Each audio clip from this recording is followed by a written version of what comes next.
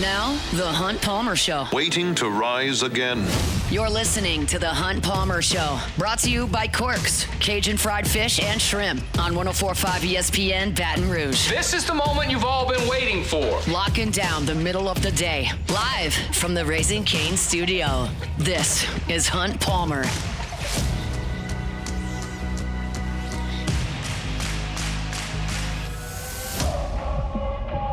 Welcome in. Hunt Palmer coming to you from the Raising Cane studio downtown in the capital city on this Friday. That means we're brought to you by Corks, Cajun fried fish and shrimp. Hope that work week is in the rearview mirror. If it's not, we'll get you to the finish line. Got Jordan Kitchens, Cassie Spazzali back there on the ones and twos, and we've got plenty for you over the next couple of hours. Preston Guy talking Tiger football coming up in 15 minutes as he is every single Friday.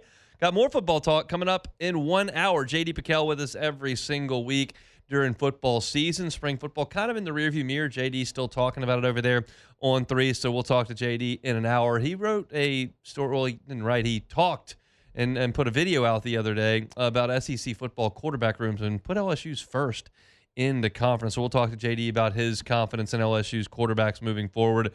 Basketball may be closing in on its next edition, and it is a interesting one that we'll talk about in hour number 2. The Saints undrafted free agents is not something we've tapped into yet, so I'll get into some of that coming up in 30 minutes. We've got a lot to cover. We'll start right now with our opening drive. Welcome to the big league. It's time for Hunt's Opening Drive. Presented by Fabry Chevrolet GMC in St. Francisville.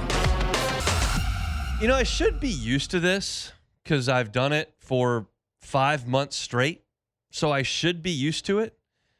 I'm really not. I'm not used to the fact that we've gotten to the 3-quarter mark, the home stretch in a season, and a lot of you are kind of twiddling your thumbs going, yeah, but who really cares? And I understand. Like, this is the first time since the mid-'70s, that LSU is going to finish with an under 500 conference record in football, men's basketball, and baseball. And like y'all know, my favorite thing to do on this show, my favorite thing to do on the air, my favorite thing to dive into and to present to y'all is stuff that happens on the field. Yes, I'm going to cover stuff that happens on Capitol Hill that matters because we have to. I don't love it. Yes, I'm going to cover recruiting because we have to. I don't necessarily love it. Yeah, we're going to cover legal stories that happen, coaching searches. I don't necessarily love it. I like the games. The games is what matters to me. And unfortunately, LSU, midway through its football season, a highly anticipated football season, fired the football coach. The games took on a lot less importance. The men's basketball team was completely out of the picture by the end of January. There were 2 months to play. The baseball team has lost 9 in a row and is on track for its worst season in a very, very, very long time. And so the games at the end of these seasons have felt extremely insignificant. And I still am going to talk about them because we cover the team. Like, I can sit here and do a show that previews the Major League Baseball weekend to come. I can sit here and talk about what they're doing with the 5 for 5 on Capitol Hill. I can try to force that in here, but like, I don't really care. I want to talk about the baseball team. So I'm going to talk about the baseball team, but I understand that you are where you are, most of you, with this team. Like, they've got to win 7 of their last 9, and they haven't won since Easter. I don't know anybody that's confident they're going to do that. Like, I get it, but you're playing the second worst team in the league. Yes, I think LSU is better than South Carolina. You got a chance to go win some games, so we'll talk about it with the understanding that, does it look rosy? Does it look like there's a lot to play for? Not from the outside. And this South Carolina team is not very good. And if you haven't gotten the news, I guess I should lead with the fact that LSU and South Carolina are not playing tonight. You may have just gotten out of lunch or gotten off work and now realizing that LSU and South Carolina aren't playing. They got a doubleheader tomorrow, 1 o'clock and 6:30. The game on Sunday is going to be played as scheduled. But tomorrow, doubleheader between LSU and South Carolina. Forecast is not very good for this evening, and that postponement was inevitable, it felt like, as of yesterday afternoon. But what it does is it puts some pressure on the starting pitchers in game 1 of this series. because you have to play 18 innings tomorrow.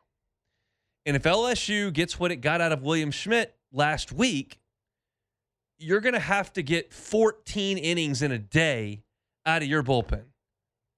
That's not ideal. I'm counting Marcos Paz as a bullpen guy because he's been a bullpen guy. So if you get 4 from William Schmidt, you got 14 more to cover. And South Carolina does not have a great pitching staff. They have a pretty good number one starter. Amp Phillips is their number one starter. He's going to get the ball in the first game tomorrow. And listen to some of the performances he's had this year. They're very good.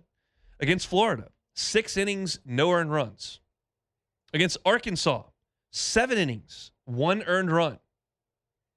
Against Georgia, maybe the best offense in the country, 6 innings, 3 earned runs. Against Texas, been number 1, number 2 for a lot of the year. 4 2/3, 1 earned run. Missouri, they're terrible, but 8 innings of scoreless baseball plays. And that's what he gave him. Over those 5 starts, Florida, Arkansas, Georgia, and Texas and Missouri, that's a 23 2/3 inning stretch of 5 earned runs. That's an ERA under 2. Good stuff. Now, in the last 2 weeks, Mississippi State, 4 innings pitched, 3 earned runs. And then against Kentucky, who's not any good offensively at all, 1 1/3, 5 earned runs. So his last 2 starts have not been nearly what they had been. He's your traditional big fastball, hard breaking ball starter. He's pretty good. But LSU faced 3 good starters last week and lit them up. And if LSU can get to Amp Phillips in the first game, you set yourself up for the weekend to be just fine offensively. It doesn't appear that it's going to be quite as good a weekend to hit at Alex Bach this weekend as it was in Starkville last weekend. I was there. There was a breeze blowing out. It was very warm. The ball was jumping. You saw a lot of home runs last weekend if you were watching the games. I don't think you'll see that at the box this weekend. The forecast is for the wind out of the north. Temperatures are going to be chillier tomorrow than they have been. Not cool, but it's May. Like, not going to be cool, but it's not going to be 91 with the wind coming out of the south. So these 2 pitchers, Schmidt, who's been okay this year, just hasn't eaten innings, and Phillips have the obligation tomorrow to get deep into that baseball game. If one of those guys goes 6 innings, 6 2/3 innings, advantage to that team in that game, and advantage to that team moving forward. South Carolina's number 2 is Brandon Stone. Brandon Stone is a pretty average starting pitcher in the Southeastern Conference. He throws a ton of 2-seamers.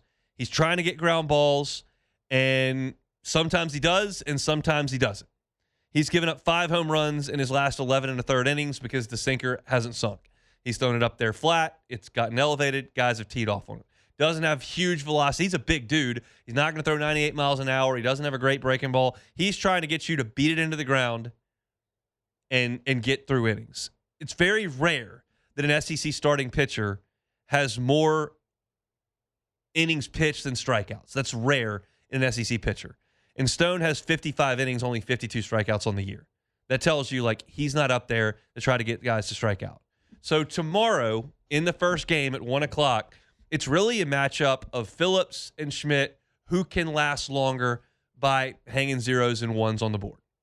Because beyond that, these teams are a little bit compromised. LSU's got more talent. South Carolina's probably got guys who have performed a little bit more consistently this year. LSU just got guys that are way up and way down. Callan threw a lot on Tuesday. This probably allows him to be available on Saturday in game 1 as opposed to holding him for game 2 on Saturday, right? Like, if he throws as many pitches as he did on Tuesday, you don't feel great about him coming back with just 2 days off on Friday. I think he'll probably be ready to go on Saturday. The story that Jay Johnson told earlier this year indicates that. Callan, I don't remember what week it was, candidly. I can probably look it up. But I remember the story because Jay Johnson told it in a press conference afterward. I'll look this up as I'm telling the story. But Callan was used significantly in an early weekend game. And it looked like the bullpen was unraveling a little bit. And Jay Johnson was kind of searching for answers. And Callan went to him and said, I'm going to get ready. And that just indicates to me that that's a guy who wants the baseball, wants to pitch, and wants to help. It may have been Tennessee where he threw 67 pitches. It may have been Kentucky where he threw 54, and that was a crazy back and forth. I think it was Kentucky where he threw 54 pitches and he was ready to come back the next day. Zach Cowan doesn't have a huge professional future. His most impactful baseball is probably in Omaha last year, but it's right now. So I don't think with 3 days off, you're going to keep him off the mound.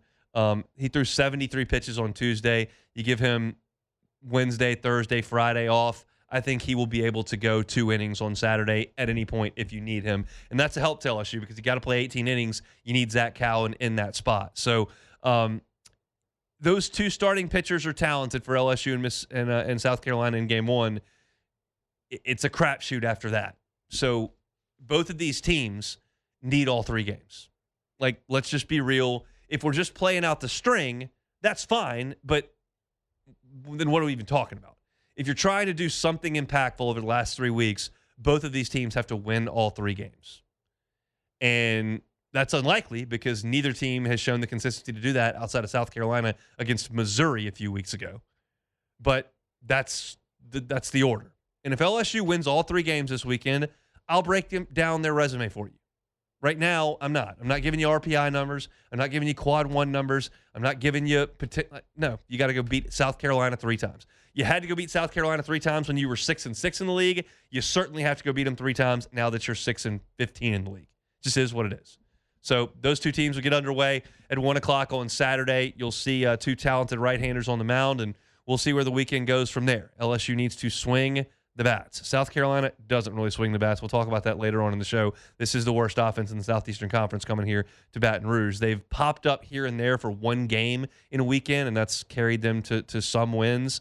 But for the duration of the year, they're really bad offensively. So LSU staff should do a better job. If you can hold Texas A&M down in spots, you can smother South Carolina, but it's just a matter of throwing strikes and getting that done. So we'll talk about it a little bit later on in the show. Our Friday show is brought to you by Corks, Cajun Fried Fish and Shrimp. Still time to get on by there and grab a late lunch. They're on Government between Foster and Jefferson. Check out the menu online at corksfishandshrimp.com. Step aside, come back, talk some football with Preston Guy, TigerBait.com. That is next. The Hunt Palmer Show. Gotros Outdoor Power. Gotros Outdoor Power. May not be a great weekend to mow the grass if it's going to rain all weekend, but you realize that grass is going to grow from now through Halloween. So if you need a new zero-turn mower, Gotros Outdoor Power needs to be your stop. There are 2 locations you can check out. Airline Highway here in Baton Rouge and, of course, in Gonzales. The Gotros have been at this for 22 years, family-owned and operated for those 22 years. That does not mean they're small. Largest hustler dealer in the state, largest parts inventory in the state, and the customer service sets them apart. If you need a new zero-turn, but you don't have a trailer, you can purchase it from Gotros Outdoor Power. They'll get it to you. They got trucks on the road for 8 hours a day, every day. You need parts? They can help you with that. The customer service from a family-owned and operated business is the separator, and Gotros Outdoor Power can do that for you. Keep in mind they're open 6 days a week. That includes Saturday for a half day. So if you want to get by tomorrow at Airline Highway or in Gonzales and see that incredible hustler inventory, you can certainly do that for a half a day tomorrow. They can get you behind the wheel for less than $100 a month over at Gotros Outdoor Power. Find them online at GotrosOnline.com. You're listening to The Hunt Palmer Show, brought to you by Corks, Cajun Fried Fish and Shrimp.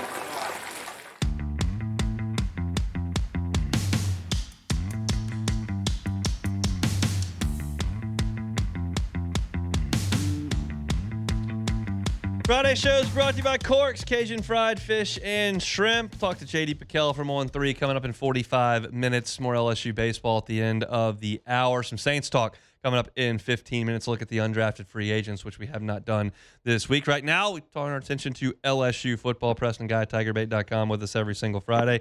He joins us now on Jim's Firearms Hotline. Preston, how are you? All right, how's it going? Thanks for having me. It's going well. It's our pleasure. Let's talk defense. We spent a lot of time on the offensive side of the ball the last couple of weeks.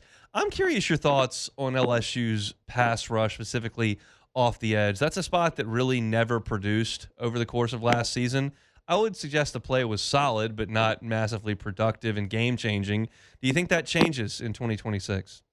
Well, with the money you invested in Prince Umami Mellon, you would hope so, but I mean, you are going to be missing Gabriel Relaford, who is going to be your starting defensive end. And we don't know when he'll be back with his Achilles tear. I would assume it'd be something where he will miss the entire season, or at least not be 100% for the entire season, but we'll see. Jordan Ross, the transfer from Tennessee. Now, remember, Jordan Ross was 5-star, highly rated, top edge rusher in the country when he signed with Tennessee, but he hadn't really done much at Tennessee. Well, he seems to be developing and coming into his own.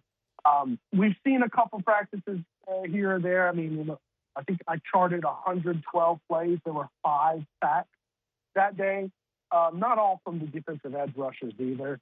They haven't too much of an elite pass rush on paper, but I do think those quarterbacks are having to run a good bit. And frankly, I think we all know that a lot of times in practice, they're not whistling the quarterback and his no contact jersey down when a hand is on him. And, nobody wants to get kicked off the team because they whack the quarterback a little too hard. So I think those numbers might be a little, deflated. So that will be an interesting thing to see, specifically asking about the pass rush.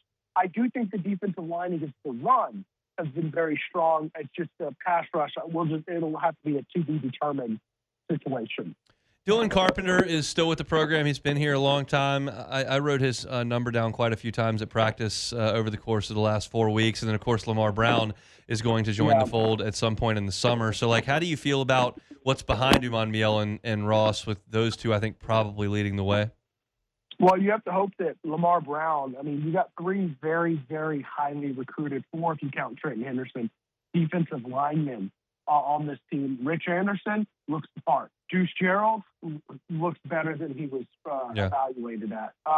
You have to hope Lamar Brown coming in fall ball will look the same way, right? Now, those guys are going to have an upper hand, being that they were here for spring and Lamar Brown was not. We'll see. And, of course, this is Dylan Carpenter's Tarzan or Jane year. He definitely looks the part.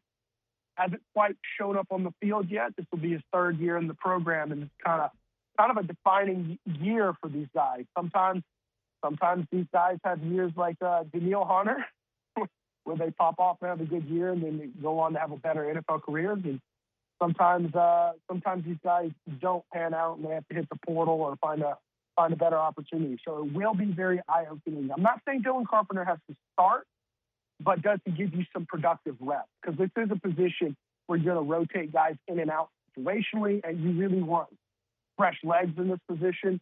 So, there's going to be 4 or 5 guys with an opportunity to contribute. And, Gabriel Relaford's injury leaves that door wide open. So big year for Dylan Carpenter. Let's talk about Deuce Gerald. You mentioned him. A lot of folks have talked about him. What's your expectation for him in his first year in college football? Man, he looks really good out there. I will temper the expectations just simply because it's very rare that a true freshman comes out at defensive tackle or really any position in the trenches and is a, quality starter, right? So, you've got some veterans there. You do have Don McKinley there. You've got Stephylan Green there. And, these guys, they're guys who are there and who have been quality players. They're not necessarily dominating. They're not all conference type talent, at least not yet, right? So there is an opportunity to steal some reps from those guys. Then you have to consider not only does Deuce Gerald have those veteran guys that he has to compete with, he's got big Rich Anderson right next to him. And, there's going to be a lot of situations where, hey, we need a young guy to come in and give us some quality reps. Well, which one of those two are you going to look at? Because it's really hard to tell which one's better so far. I'm curious how you feel about who will start there. McKinley's obviously in the mix. Stephylan Green they bring in from Clemson, Malik Blockton from Auburn. Do you have a lead 2 at that spot on the interior defensive line? Yeah, they've done a lot of rotating in that spot. Malik Blockton seems to be the one that doesn't come off the field very often. I would guess him and McKinley, but Hunt, that's another spot that it's going to be open. Stephylan Green was the guy we all kind of had on paper as penciling him as a starter. I'm not so sure that's the case there. Don't forget about Sean Washington there, who, is a 5th-year senior. So, I think he's going to be more of a depth piece, but he's also going to be competing for that as well. Is there a spot on the entire roster with a floor as high as linebacker? With a floor as high as linebacker. Keys, Daughtery, Weeks. They've all finished in the top 2 in the SEC in tackles over the last 2 years. Yeah, and then all those young guys who who showed, such flash, So, I mean, you got both Weeks brothers on the team. You got Keelan Moses, who I'm very high on. I mean, there's just a lot. Yeah, it's a very deep and quality position. It's kind of like, how do you stack up quarterback against that? Because I actually feel really good about Husan Longstreet if you have to turn to him. So you've got Levitt and Longstreet there. I feel really, really good about those two guys. And then Landon Clark in a doomsday scenario, wouldn't feel bad turning to him as your 3 either. So that quarterback spot might have a pretty high floor as well. But that's such a weird position group to compare to each other, because that linebacker, you're going to have 2 to 4 guys on the field, and quarterback, it's going to be one guy no matter what. So they're very tough comparison. But those are the 2 I would pick on each side of the ball. Are you okay with the depth at cornerback? I'd like to see some guys emerge at corner. I think that your top 2 have been good. I didn't like seeing Abe Manning going down. I was really encouraged by what we were seeing out of him. Michael Turner has actually made a few plays here and there, and Jakeem Jackson looks like your nickel right now. I don't think you're in an awful spot. Also, Haven Finney as a true freshman has looked pretty good out there. I don't think you're in an awful spot. I think you've got 2 bona fide starting quality corners. I wouldn't be surprised if they're in the mix for among the best corner tandems in the SEC this year. But after that, I really wish there was a little more depth behind them. Who has a better chance to be a first-team All-SEC player, DJ Pickett or Ty Benefield? Oh, man, that's a good question. I am going to go Pickett. I am going to go Pickett because, I mean, as we've seen with corners, they will give you a lot of love at corner for a quieter season, where Benefield, I feel like at safety, is going to have to make that noise, not to mention there's a lot of hype around DJ Pickett being a 5-star recruit and, putting out the tape. He put a lot, and there's going to be a lot of eyes glued on DJ Pickett, not to mention just being a 6'5", so just the media hype buzz around him. I'm not saying there's no buzz around Ty Benefield. We're talking about the number 2 rated safety out of the portal this year. So, no, he's no slum in terms of hype, but I think DJ Pickett might have the slightly better eye. What do you think Deshaun Spears' role is on this defense? He's going to have to be all over the field, man. I think he's going to be primarily, I don't think they're going to put him at star, but I do think they're going to use him at the other 2 safety spots quite a bit. And I think he's going to have to be the veteran presence. I do think he's set up for a good year here. LSU defensively last year was 5th or 6th in scoring and total defense. I can't remember which one it is, but it's one's 5th, one's 6th. Do you expect that to be better in 2026? Yeah, you would hope that I think they kind of did those strides where nationally they're a top 25 defense or so last year, right? I think this year you're really hoping that this defense is going to be top 15, top 10 type caliber unit, one that's going to go out there and win you a lot of games, especially offensively. There's just a lot of identity issues. I do believe a Lane Kiffin offense, you're not going to go a year where it's just not great for an entire stretch of time, right? But I could see a lot of growing pains in this. I mean, think about it, 12 new receivers, right? Sam Levitt hasn't – I mean, I think he did just recently at the end of spring, he did 7-on-7 for the first time, right? Whereas he has no 11-on-11 experience at all with these guys. So how's his chemistry? How's his injury going to heal? Are you going to have, is he going to be fully there and ready to go? Or are they going to have to flirt around with Husan Longstreet a little bit? So while you're going through some identity issues with this offense, it'd be really nice if you had that defense that could take an even further step forward than it did last year. Last year, the defense was very good, and it did win them some games. It won them Clemson, for instance. In fact, there's an argument that every game they won was won by the defense because they didn't score 25 points in any Division I football game in the regular season. But, you would hope that maybe there's other games that, like Texas A&M, hopefully you don't see a collapse at the end of the game like you saw defensively against Texas A&M.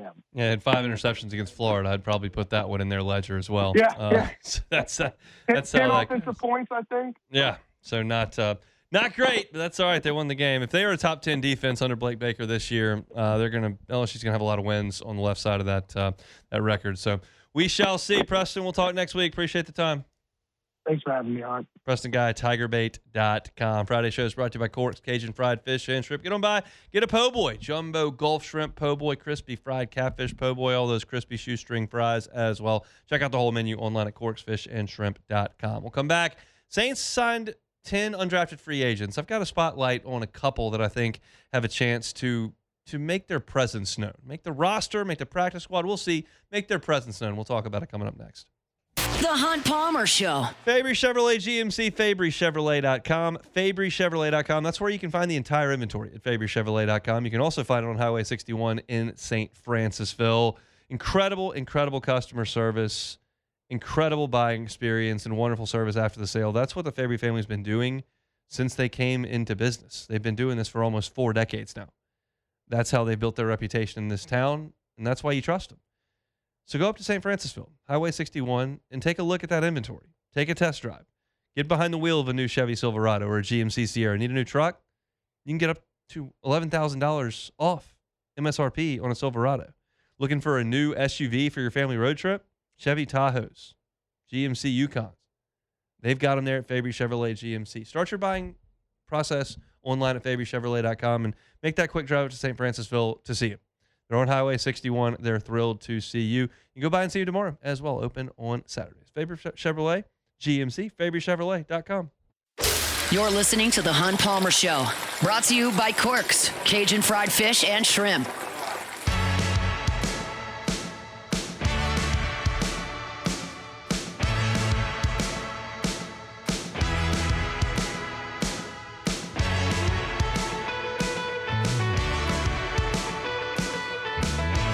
Chat with our guy JD Piquel from the Hard Count on 3 Sports in half an hour.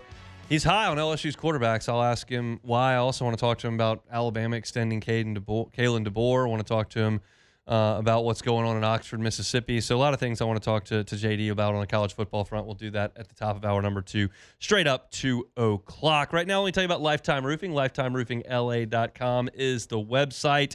Their core values are customer service, quality, and integrity, and they take a ton of pride in setting themselves apart from other companies by being involved in the community, as well as doing multiple roof giveaways. They do a BCA awareness giveaway, a military giveaway every single year to those in need in the community. They understand that a lot of times, not every time, not all the time, but a lot of times when someone needs a roof, it's in times of need.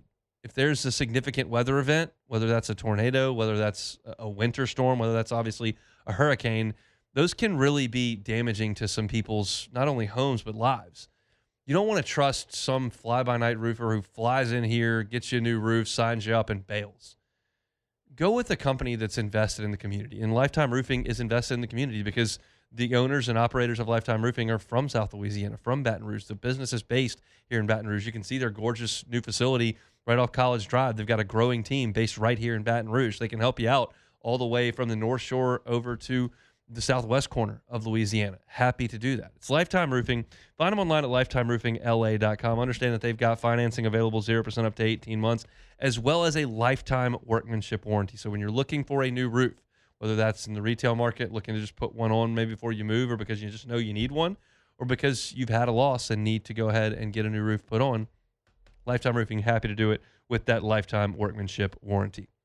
All right, the Saints put the NFL draft in the rearview mirror back on Saturday, and you understand that those are the most likely newcomers to make an impact. It ranges from the front to the back, and those are the most likely impact players on the Saints roster. You also had the undrafted free agent portion of this thing, which is not the most interesting thing to talk about on the front end, obviously, because a lot of times you've never heard of these guys, and the odds of each individual one making the team is not very good. But oftentimes, you find one or two in the offseason that can make your team better. In the NFL, with the roster limitations you have and the significant injury issues that every single team has to deal with, every single spot on the active roster and the practice squad has its share of importance. Like, the guys I'm about to talk about are not as important as Tyler Shuck. They're not as important as Kelvin Banks. They're not as important as Chase Young. But they might help the team.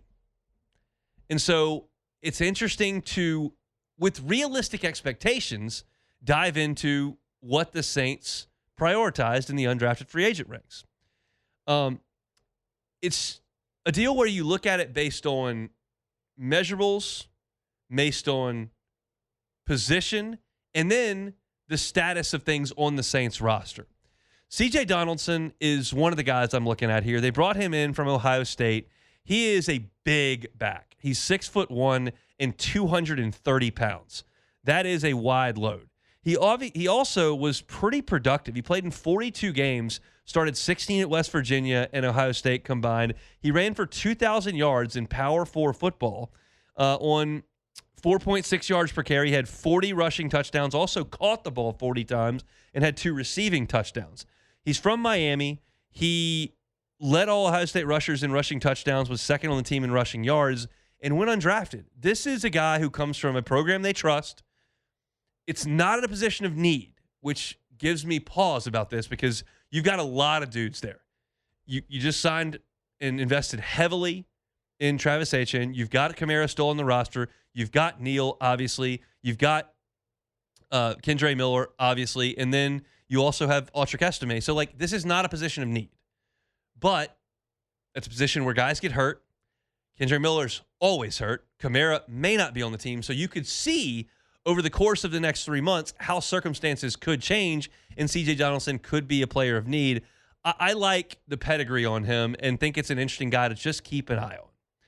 Alan Herron is a 6'5" offensive lineman, just over 308 pounds from Maryland. And his story is very interesting. He was born in Jamaica. He moved to the United States as a young person. He was a baseball player and then played football at this high school in Georgia. And he ended up going to a Division II school called Shorter University. And he played some football, kind of figured some things out. He's obviously a very, very good athlete. And Maryland got eyes on him, and Maryland brought him in. So I looked at his Pro Football Focus grades. And one thing really stood out to me. When you consider this is a young man who is new to football, is a little bit undersized for an NFL offensive lineman, but does have good size at 6'5", 305. And his pass blocking grade in the Big Ten this past season was 80.3. That's a loud number. Nobody at LSU even approached that last year. Now, that was a bad offensive line, but that's a high grade for a guy that's just figuring out football. So, no, I don't think that Alan Herron is about to step in and take Taliese Fuaga's job. But what do we know about the last 3 years on this Saints offensive line? They get hurt. You can never have enough of these guys. And I knew the Saints would go offensive line in the draft, and they did. They went to Auburn, get a big physical guard, potentially can challenge Ruiz over time. Great. That's a great investment in a draft pick. We did not think they would go offensive line in round 1. I did not in round 2. From round 3 through round 6 where they had a pick and then they traded back in round 7, I figured at some point Mickey's got to go offensive line, and he did, and I'm good with that. This is an interesting one.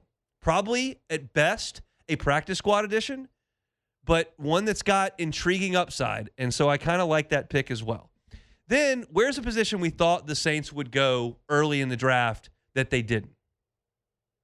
Edge rusher. Now, you make a trade for an edge rusher, and I like that, and that adds to Granderson, it adds to Young, and you bring in a big talent that needs to change the scenery from Las Vegas, and I get the whole thing there. But go get a guy that's been pretty productive at college and see if you can't find something. And Michael Heldman might fit that mold.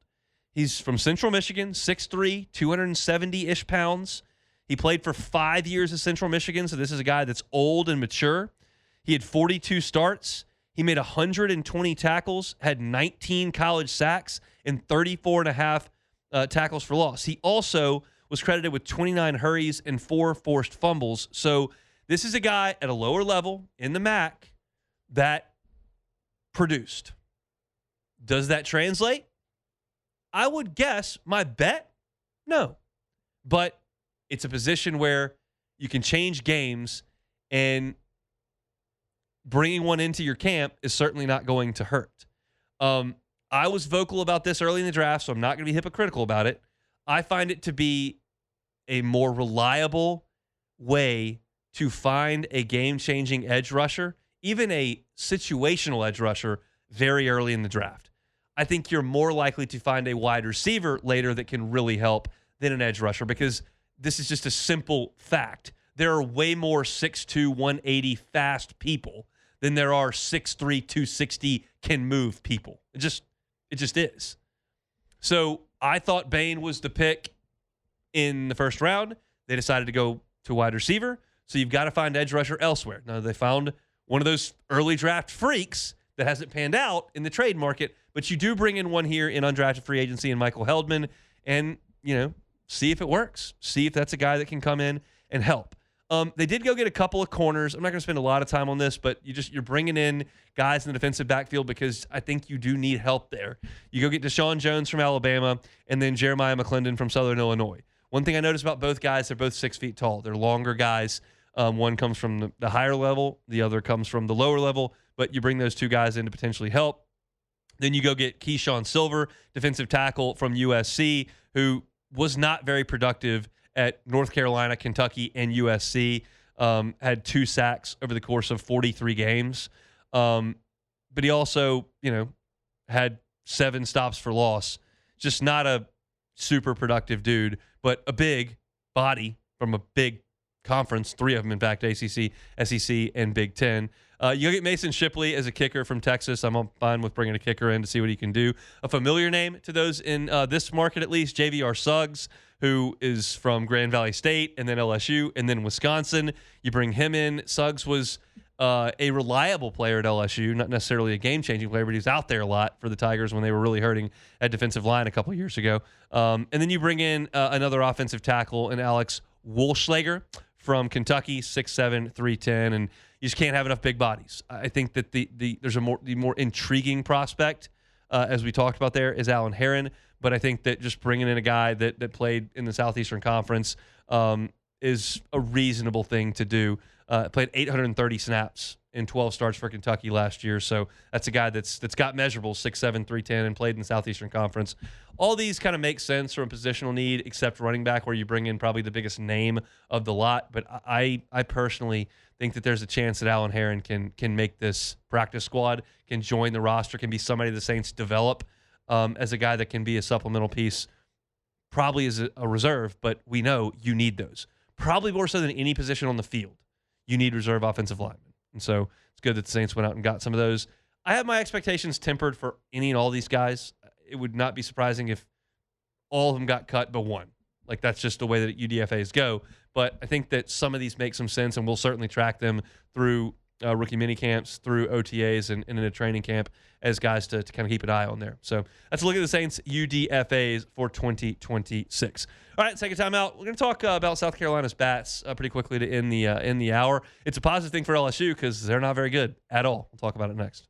The Hunt Palmer Show. Love telling you about Marucci. Go become a member at Marucci. It's something you can do for your youth baseball player or youth softball player that's just eaten up with it and wants to practice, wants to get better. If you become a member at Marucci, you get key card access to the hitter's house, and that means 24/7 access. You got a key card before school, right after school, after dinner, on the weekends. Great time for your youth athlete to get in there and take some hacks. Marucci would love to have you. They also love to have you taking a tour to learn where they make the official bat of Major League Baseball. Stop on by, take that tour. You can take an individual tour. You can take a family tour. You can take a team tour. Your team's kind of wrapping up in your youth baseball coming up here in the next month. You want to do a year-end party? Go take a tour of Marucci, where they send the bats to the best players in the world. Every single ticket comes with a 20% discount in the campus tour store, as well as the hitter's house. Check them out online at MarucciSports.com, MarucciSports.com.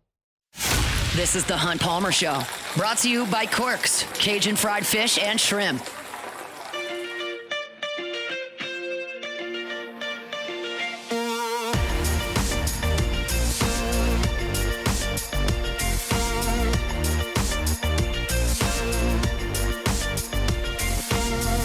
Highland Insurance Group, HighlandIG.com. HighlandIG.com is the website. Storm season is coming. The time to check your property policy is not when the storm's in the Gulf. Too late. Do it now. If you don't know what your property policy says on your commercial insurance program, well, maybe call the Highland Insurance Group and let them look, because they've got a team of experts that are trained in the coverages. Yes, price is always important, but price kind of goes out the window on the back end when you've had a significant loss.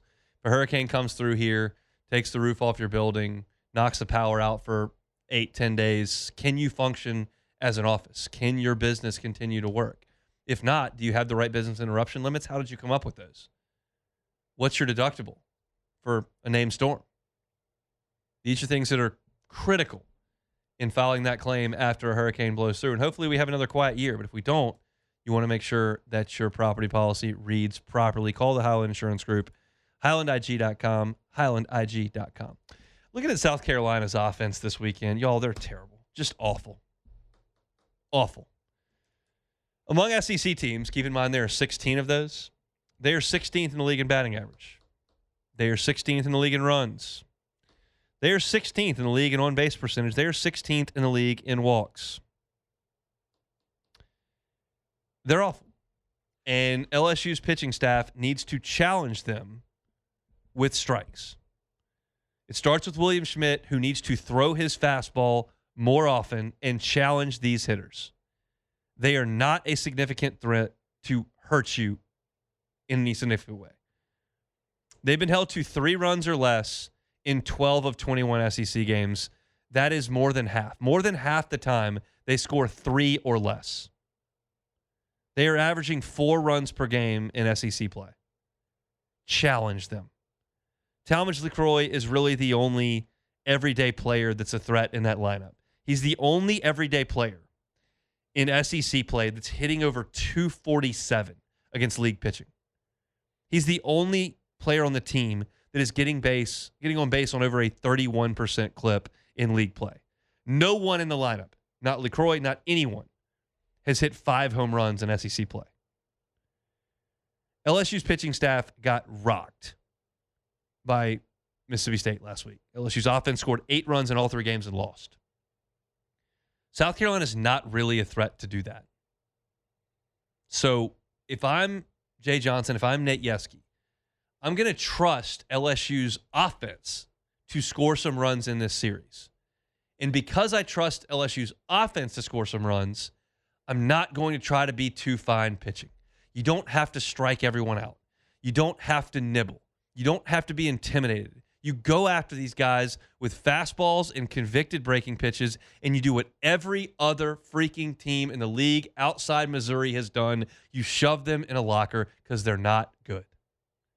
Now, LSU's pitching staff has the worst ERA in the SEC. I'm well aware of that. And you could flip this segment on its head and go, LSU's pitching's not any good, Hunt. And I would have very little to combat that with other than one statistic. LSU still leads the nation in strikeouts. Now, some of that, I think, is potentially a negative for LSU because you're throwing too many power breaking balls.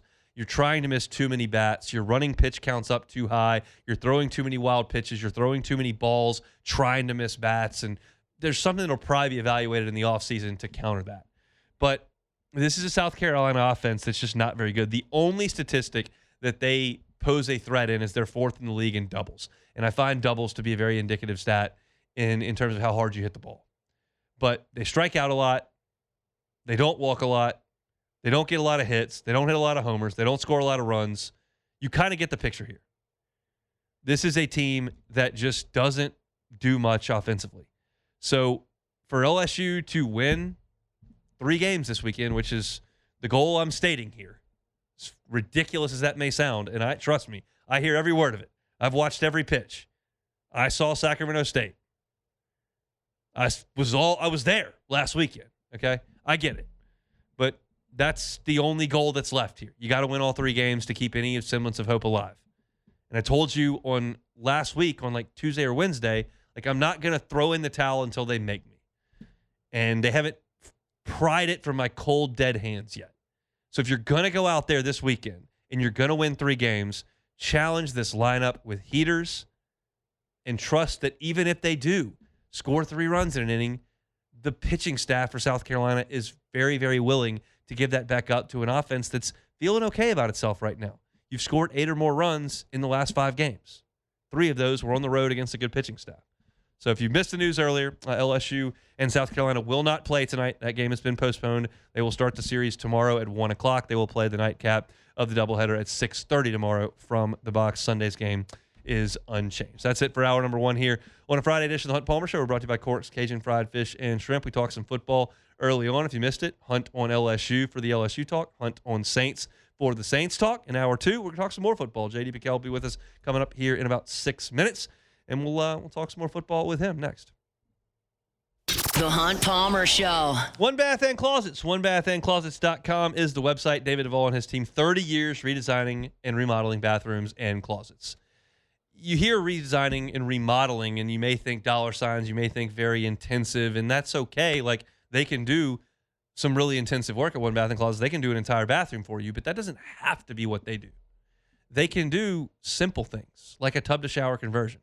Maybe you've got one of those 90s jacuzzi tubs that got installed in 1994 when your home was built, and you never use it or doesn't work anymore. David sees that all the time. Take it out. You know how much space that uses? Plenty of room for a glass walk-in shower. So take that tub out and put in a shower. It changes the entire aesthetic of your bathroom, changes the entire functionality of your bathroom, and puts value back into your home. David and his team will do it right the first time and leave the competition behind. Check them out online at onebathandclosets.com. It's One Bath and Closets. OneBathAndClosets.com.